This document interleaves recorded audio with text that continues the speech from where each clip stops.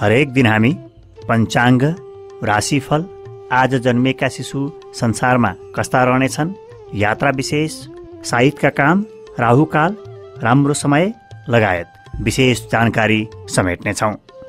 अब हामी सुरुवात गर्छौँ मिति विक्रम सम्वत 2082 साल असार महिनाको 12 गते बिहिबारको लागि विभिन्न जानकारीहरूबाट सुरुवात गर्दैछौँ। ईस्वी सन् 2025 जुन महिनाको 26 तारिक अन्तर्राष्ट्रिय लागु पदार्थ तथा अवैध तस्कर विरुद्धको दिवस परेको छ। आषाढ शुक्ल प्रतिपदा तिथि, नेपाल सम्वत 1145 दिल्ला थ्व पारु, आर्द्रा नक्षत्र, ब व कर्ण, ध्रुव योग र मिथुन राशिमा चन्द्रमा। मिथुन राशिमा चन्द्रमा रहेका बेलामा संसारमा शिशु जहाँ जन्मे पनि मिथुन नै राशिका जन्मने छन्। मात्र समय र स्थानको अलग अलग अवस्थाले गर्दा नामको सुरुको अक्षर फरक बनाउँछ। राशि मिथुन नै रहन्छ। बोलाउने नाम र चिनाको नाम एउटै राशिबाट राखिदिनु भयो भने राम्रो रहन्छ। लगभग 9वटा जति अक्षर हुन्छन्।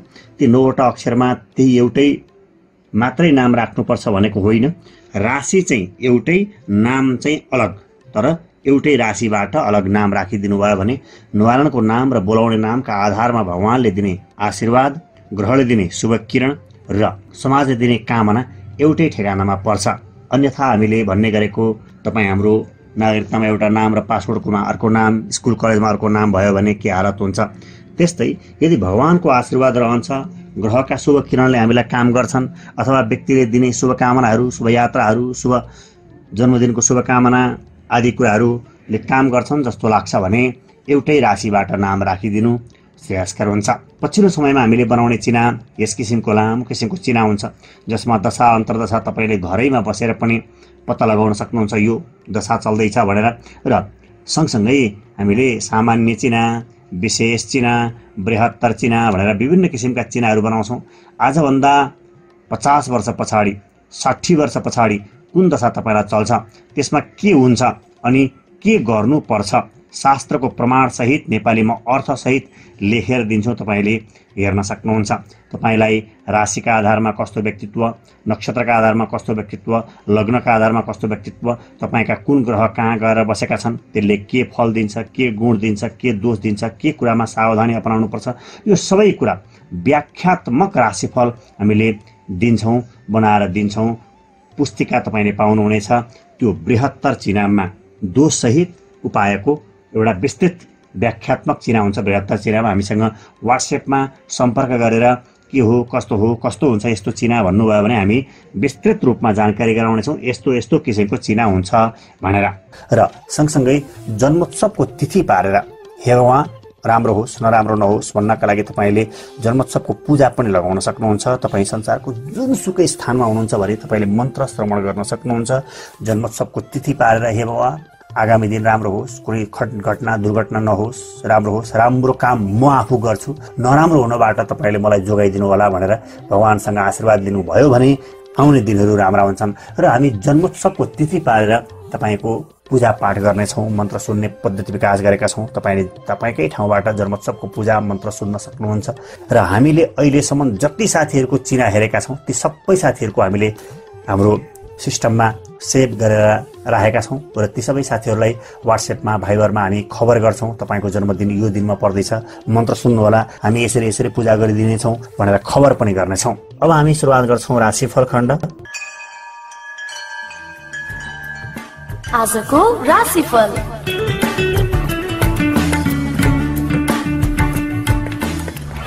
मेष राशि। मेष राशिका लागि खानपानको असावधानीले स्वास्थ्य कमजोर बन्ने देखिन्छ। भेटघाटको अलमलले आजको योजना बिग्रन सक्छ, ध्यान पुर्याउनुहोला। चुनौतीहरूसँग सम्झौता गराउन सक्छ तापनि प्रयत्न गर्दा सहयोगीहरूका माध्यमबाट फाइदा उठाउन सकिनेछ। पशुपालन तथा कृषि क्षेत्रबाट राम्रो लाभ मिल्ने योग छ। पढाइ लेखाइमा प्रगति हुने दिन छ। आफ्नो प्रतिभाको कदर पनि अरूले गर्नेछन्। वृष राशिका लागि प्रेम प्रसंग अघि बढ्दा पढाइमा केही कमी हुन सक्ने भएकोले संयम रहनुहोला। निको भइसकेको रोगले पुनः सताउने देखिन्छ, यो कुरा विचार गर्नुहोला। लामो समयदेखि रोकिएको काम बन्नुका साथै आम्दानीको स्रोत समेत बढ्नेछ। पारिवारिक आवश्यकता पूर्ति होला, श्रमको उचित मूल्याङ्कन हुनेछ, स्वास्थ्य प्रतिकूल रहे पनि हिम्मतले काम लिन सकिनेछ, परिस्थितिले अप्ठ्यारो सृजना गर्न सक्छ। यो कुरा विचार गर्दै अगाडि बढ्नुहोला। मिथुन राशिका लागि अरूको विश्वास सजिलै जित्न सकिनेछ। बौद्धिक कार्यमा तीव्रता आउनुको साथै जोश र जाँगर बढ्नेछ। पुराना समस्या सुल्झाउने अवसर मिल्नेछ भने हातमा आएको प्रतिफल गुम्न सक्छ। अवसर आए पनि समयमा निर्णय लिन नसक्दा पछि परिनेछ। धैर्यले काम लिने समय छ। टाढाको यात्रा व्यवस्थापनमा पनि खर्च हुनेछ। केही चुनौतीहरू देखिनेछन् भने अप्ठ्यारा परिस्थिति पनि सामना गर्नु पर्ला।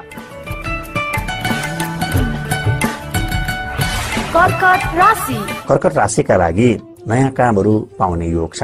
शैक्षिक व्यवसायमा गर्नेहरूका लागि समय अनुकूल रहनेछ। वैदेशिक कार्यहरू सुचारू भएर जानेछन् भने खर्च लागे पनि दिगो फाइदा हुने काममा लगानी गर्ने अवसर जुट्न सक्छ। चुनौतीहरू पन्साउँदै रोकिएका काम बनाउन सकिनेछ। सामान्य आम्दानी भइरहनेछ भने व्यवसायमा फाइदै हुनेछ। यात्रामा धनमाल हराउन सक्छ, सचेत रहनुहोला।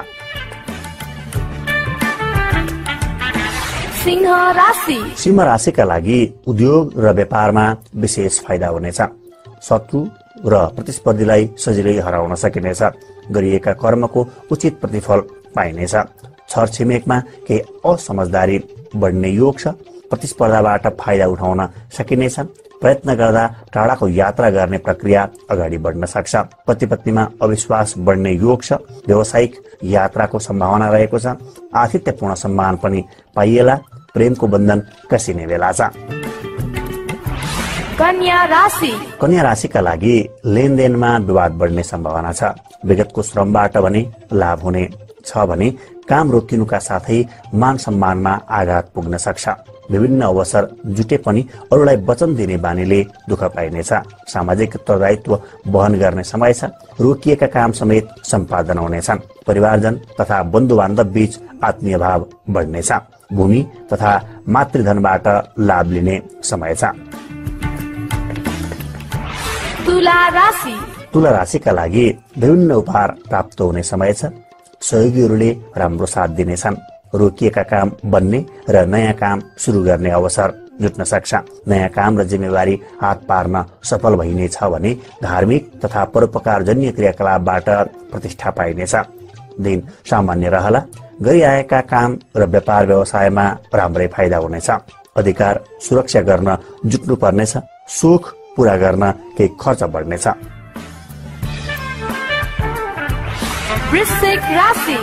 वृश्चिक राशिका लागि विदेश बसोबासको प्रयासमा हुनुहुन्छ भने सजिलै मिल्नेछ। पति पत्नीको सम्बन्ध सुमधुर हुनुका साथै छुटेर बसेको भए मिलनको अवस्था सिर्जना हुनेछ। समुदायको हक हितको संरक्षण गर्दै धेरैको भलाइ हुने काम गर्न सकिनेछ। लगनशीलताले कीर्तिमानी दिलाउन सक्छ। मौकाको फाइदा लिन सकिनेछ। शत्रु र रोगबाट छुटकारा मिल्नेछ। मुद्दा मामिलामा विजयी भइएला। धनु राशिका लागि सोचेको समयमा काम सम्पादन गर्न नसकिएला। आत्मीय जनसँग असमझदारी वा मनमुटाव बढ्ने देखिन्छ। निर्णायक क्षमतामा कमी आउला। धेरैले तपाईका कामको तारिफ गर्नेछन्। कीर्तिमानी काम गर्ने अवसर प्राप्त हुनेछ। प्रतिष्ठा कमाउने बेला छ। बौद्धिक प्रतिस्पर्धामा विजयी भइनेछ। प्रतिष्ठित काम सम्पादन गर्ने मौका छ। सन्तान वा अनुयायीले प्रसन्नता दिलाउनेछन्। मकर राशिका लागि आम्दानीका अवसरहरू प्रशस्त प्राप्त हुनेछन्। भुलेका मित्रहरूले सम्झनेछन् तर कसैसँग झगडा हुन सक्छ। विद्यार्थीहरूका लागि राम्रो दिन छ। अरूको विश्वासमा पर्दा अन्त्यमा धोका पाइएला। केही अप्ठ्यारा परिस्थितिसँग सम्झौता गर्नु पर्दा मन खिन्न रहनेछ। बाध्यतापूर्ण कामको बोझ थपिन सक्छ। केही विवादमा समेत परिने योग भएकाले व्यवहारमा सचेत रहनुहोला। कुम्भ राशिका लागि आफ्ना कमजोरीमाथि टिप्पणी हुन सक्छ। बोलीको गलत अर्थ लाग्नाले वाद विवाद हुन सक्छ। सहयोगीहरू टाढिन सक्छन्। गोपनीयतामा विशेष ध्यान पुर्याउनुहोला। आश मारेको कामले उत्साह जगाउनेछ। तत्काल लाभ नभए पनि विभिन्न सकारात्मक संकेतहरू प्राप्त हुनेछन्। महत्वाकांक्षी योजना फलीभूत होलान्। काममा मातापिताको सहयोग प्राप्त होला। कृषि चौपायबाट लाभ मिल्नेछ। मीन राशि। अन्तिममा मीन राशिका लागि भने कृषिमा कामको चाप र चौपायमा केही समस्या देखिए पनि प्रशस्त धनार्जन हुने समय छ। काममा लगनशील बन्न नसक्दा अरूले आलोचना गर्न सक्छन्। व्यावसायिक काममा राम्रै फड्को मार्न सकिनेछ। साझेदारी र सट्टापट्टामा विशेष लाभ मिल्नेछ। नयाँ जिम्मेवारी पाइएला, दिन उत्साहपूर्ण रहला। सुखद समाचार सुन्न पाइनेछ। स्वास्थ्य सबल रहनेछ र काममा पनि फाइदाको योग छ।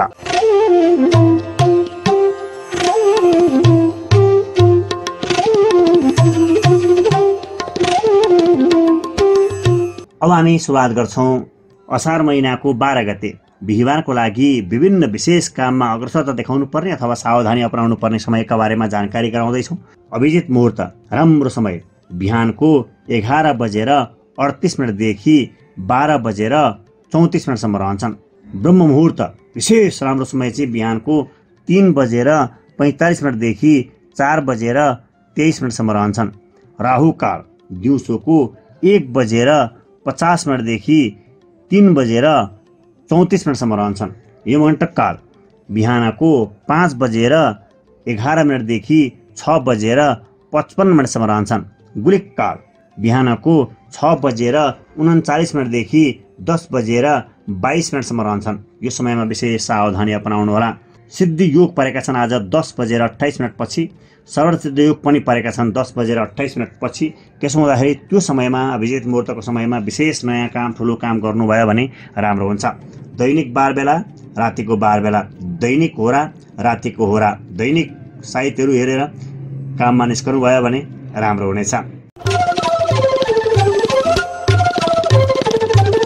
अत्यावश्यकीय काममा यात्रामा जाँदा वा गर्भवती महिलाले आजलाई पहेँला खानेकुरा लगाउने कुराको प्रयोग गर्नुभयो भने मनोबल बढ्छ।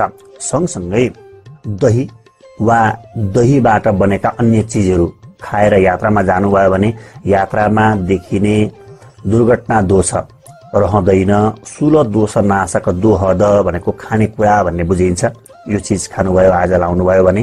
र सँगसँगै अत्यावश्यकीय काममा यात्रामा जाँदा केही पश्चिम दिशाबाट यात्रा सुरुवात गर्नुभयो भने बढी मात्रामा राम्रो देखिन्छ आजका लागि। अनि सँगसँगै साहित्य जुरेका कामहरूमा विद्या, नयाँ लुगा लगाउन, धार्मिक कार्य गर्न, यात्रा आरम्भ गर्न, औषधि निर्माण गर्न, गहना लगाउने, लामो समयसम्म रहिरहने यात्रा गर्ने, घर बनाउने, बिउ छर्ने, बोट बिरुवा रोप्ने, पितृ कार्य गर्ने आजलाई बढी मात्रामा राम्रो रहेको छ।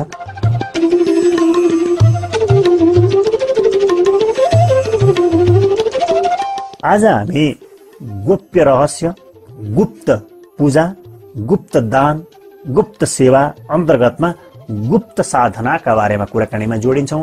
यो गुप्त साधना अत्यन्त गोप्य नै रहेको छ र वर्षमा 4 वटा नवरात्र हुन्छन्। 2 वटा दृश्य नवरात्र, शारदीय नवरात्र, ठुलो दशैं, बडा दशैं असोज महिनामा पर्ने सामान्यतया, र अर्को नवरात्र हुन्छ चैते दशैं, वासन्तीय नवरात्र, रामनवमीको नवरात्र। यो 2 वटा नवरात्र दृश्य नवरात्र हुन्। अर्का 2 वटा बीचमा पर्ने नवरात्र हुन्छन्। यसलाई गोप्य नवरात्र भनिन्छ र यसलाई प्राय मान्छेलाई थाहा पनि हुँदैन।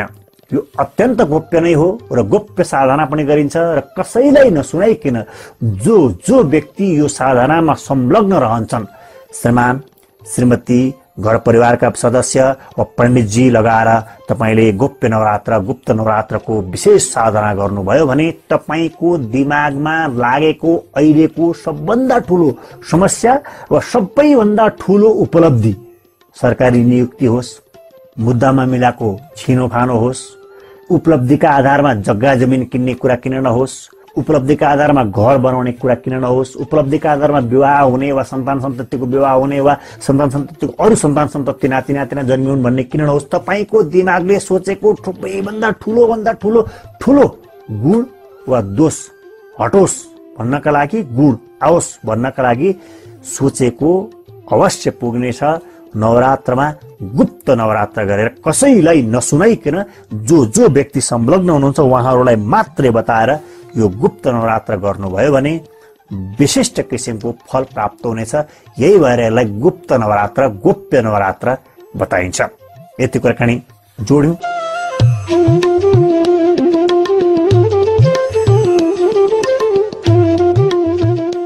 प्रविधिमा विभोर अधिकारीज्यूले साथ दिनुभएको छ। प्रस्तुताको रूपमा म तुलसी भारद्वाज निरौला उपस्थित छु।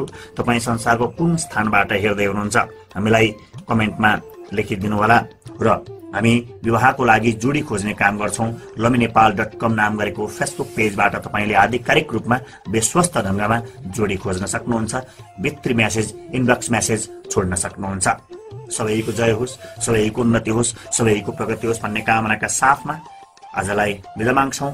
नमस्कार, शुभ दिन, जय होस्।